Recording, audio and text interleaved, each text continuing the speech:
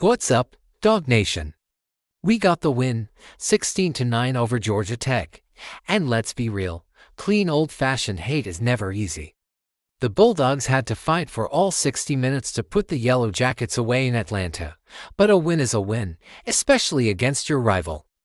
Now, the regular season is done, and we're all holding our breath to see what happens next. But before we look ahead, we have to talk about the injury situation, which got a little concerning during the game. Our starting center, Drew Bobo, who had already missed the Charlotte game with a hand injury, went down again. He was seen in the second half in street clothes with a boot on his left leg. After the game, Colbie said it was an ankle, foot issue but wasn't ready to give a full diagnosis until he reviewed the tape.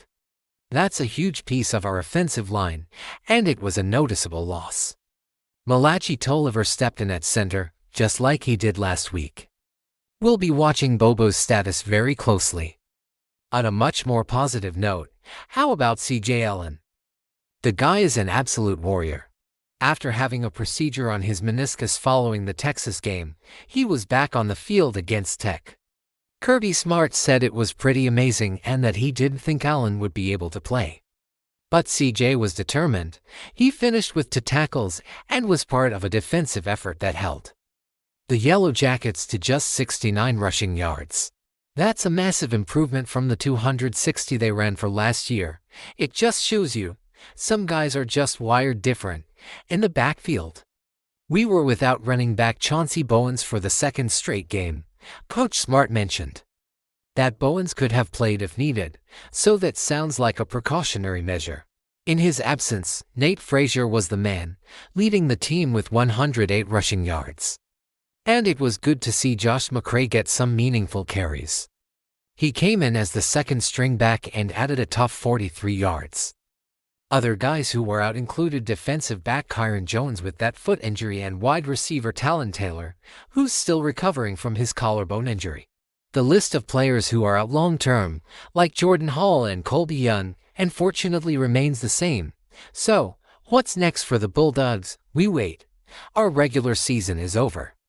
But our path to the postseason isn't set yet, for Georgia to make it to the SEC championship game in Atlanta. We need one of 2 things to happen this weekend. Either Texas has to beat Texas A&M or Auburn has to pull off a massive upset against Alabama. It's out of our hands now, which is a stressful place to be. The SEC championship is scheduled for December 6th, and if we make it, that extra week off would be critical for getting guys like Drew Bobo healthy.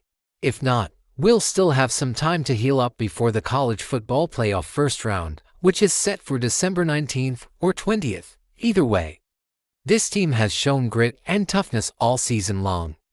And this win against Tech was another example of that. It wasn't always pretty, but they found a way to win. Now we play the waiting game. It's going to be a nail-biting weekend of college football. Let me know your thoughts down in the comments. Do you think we'll get the help we need to make it to Atlanta? Thanks for tuning in, and as always, go Dogs! Don't forget to like this video and subscribe for more updates.